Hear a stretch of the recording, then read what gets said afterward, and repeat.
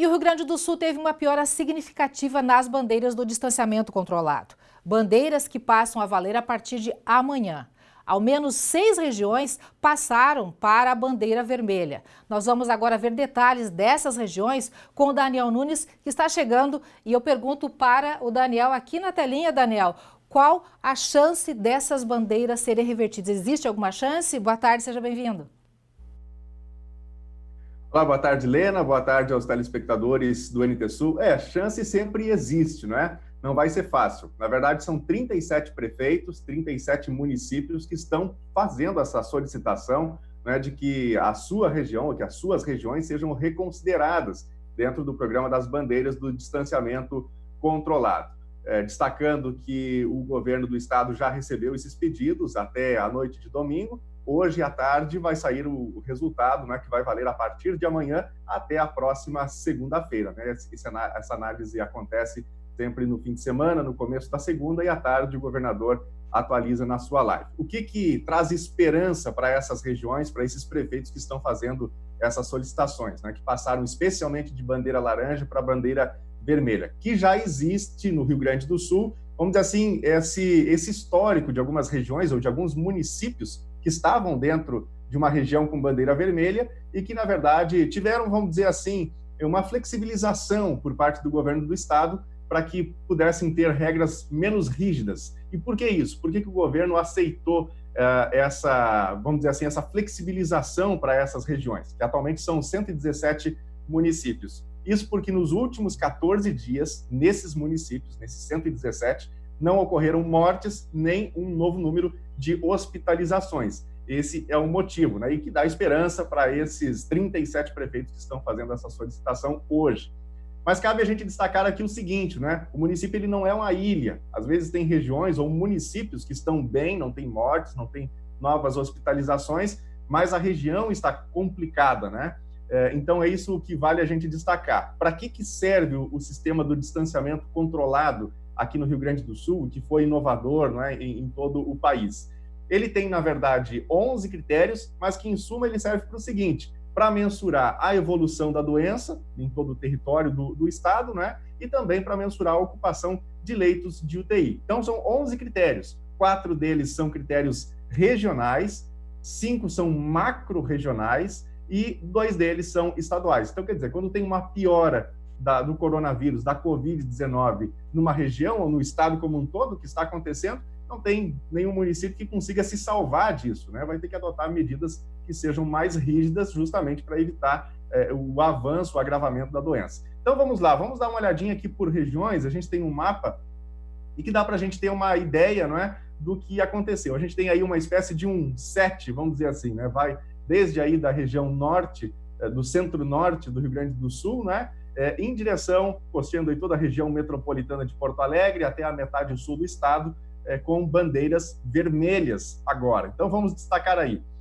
A região de Taquara passou direto, inclusive, da bandeira amarela para a bandeira vermelha. Caxias do Sul, Erechim, Palmeira das Missões, Pelotas, que estavam com bandeira laranja, agora também migraram para a bandeira vermelha. Bagé, que foi uma das primeiras regiões deflagradas pelo coronavírus aqui no estado, né, estava em bandeira amarela, havia retrocedido, voltou agora para a bandeira laranja. Região metropolitana de Porto Alegre, Capão da Canoa, Novo Hamburgo, né, aí no Vale dos Sinos, Canoas, seguem na bandeira vermelha, isso por terem sido classificadas em vermelho por pelo menos 2 vezes no período de 21 dias. Então, mesmo que apresentassem melhora agora nessa semana, não teria nenhuma mudança, continuariam, portanto, na bandeira vermelha, o que está ocorrendo. Passo Fundo é outra cidade importante aí do norte do Rio Grande do Sul, que também permanece em bandeira vermelha.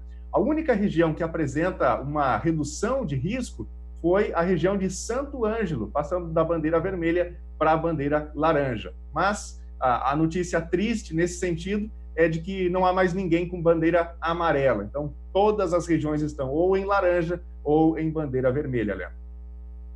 Daniel, a pergunta que se faz o pessoal aqui de Cachoeira do Sul é qual a situação do HCB aqui na cidade. O município está em bandeira laranja, não tem mortes, mas existe uma preocupação quanto aos leitos de UTI no município. Isso é uma realidade, né? Infelizmente. Inclusive, tem muita gente questionando justamente o seguinte: poxa vida, mas os leitos do HCB estão sendo destinados especialmente para pacientes que não são de Cachoeira do Sul? É exatamente isso. O que acontece? Existe uma central de regulação no estado, por parte do SUS, e que vai direcionando os pacientes, aqueles que necessitam, né, são casos mais graves do coronavírus, para onde há vagas, para onde há leitos. Então, para ficar bem claro para os telespectadores aqui do NT Sul, na prática, o HCB tem hoje 10 leitos que são destinados especificamente para a Covid-19, isso leitos de UTI. Existem outros 10 leitos que são para outras enfermidades que, obviamente, não param de ocorrer, né?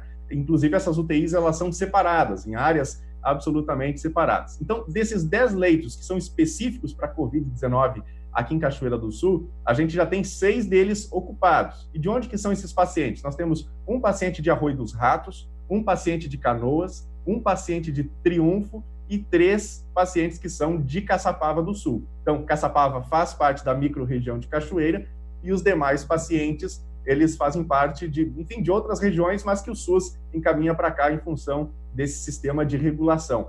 Desses 10 leitos de UTI de Cachoeira do Sul, 8 fazem parte desse sistema que é regulado pelo SUS. Então, havendo a necessidade de pacientes que precisam de respirador, de leito de UTI, obviamente esses pacientes são encaminhados, também podem ser encaminhados para Cachoeira do Sul. Uma informação que deixa a gente, assim, um pouco apreensivo é que desses pacientes que estão internados em leitos de UTI aqui em Cachoeira, 4 deles estão entubados, estão no respirador, né? E a gente sabe que quando um paciente chega a esse estágio, há um bom tempo para que ele se recupere, para que ele libere, não é, esse leito. Então, quer dizer, a gente pode ter aí uma complicação considerável em Cachoeira do Sul, torcemos para que isso não aconteça, né? Mas essa é a nossa realidade. E para dizer que vamos aumentar os leitos de UTI em Cachoeira do Sul, isso é bastante difícil, porque não depende meramente de um equipamento, depende de uma equipe treinada para operar, depende de médico que faça isso, depende de enfermeiros, enfim, equipe de enfermagem e outros profissionais necessários também. Cabe ressaltar ainda em relação ao HCB, para fechar esse aspecto, que existem 30 leitos que são aqueles leitos de enfermaria, né, para casos menos graves, mas nesse contexto aí apenas um paciente. Então, para pensar lá no hospital de campanha, o hospital de campanha está realmente, né, apenas servindo de retaguarda, nenhuma previsão de uso, Léo. Isso é uma boa notícia.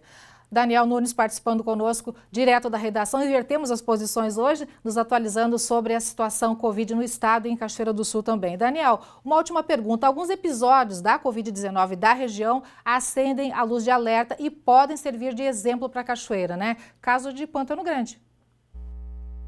Exatamente. Olha, essa foi uma notícia que, assim, todo mundo olhou, eu acredito, com preocupação quando os dados saíram na sexta-feira, no fim de semana. Pantano Grande é uma cidade que não compõe a microrregião de Cachoeira do Sul, mas está aqui pertinho, né? Faz divisa, inclusive, está bem do lado.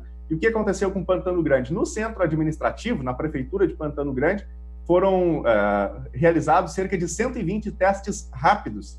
E destes 120 testes rápidos que foram aplicados, 64 deram positivo, inclusive o prefeito que está em isolamento.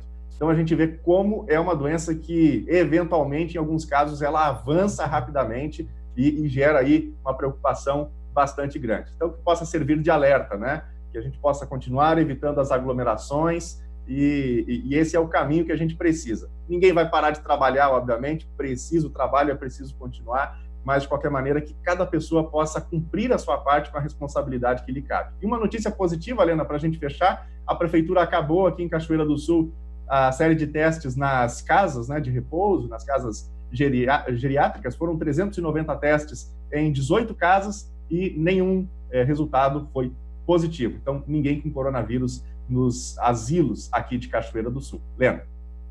Coisa boa, notícia boa, coisa boa mesmo. Daniel, obrigado por tua participação conosco. Daniel Nunes, direto da redação, com informações sobre o Covid-19 no estado e em Cachoeira do Sul.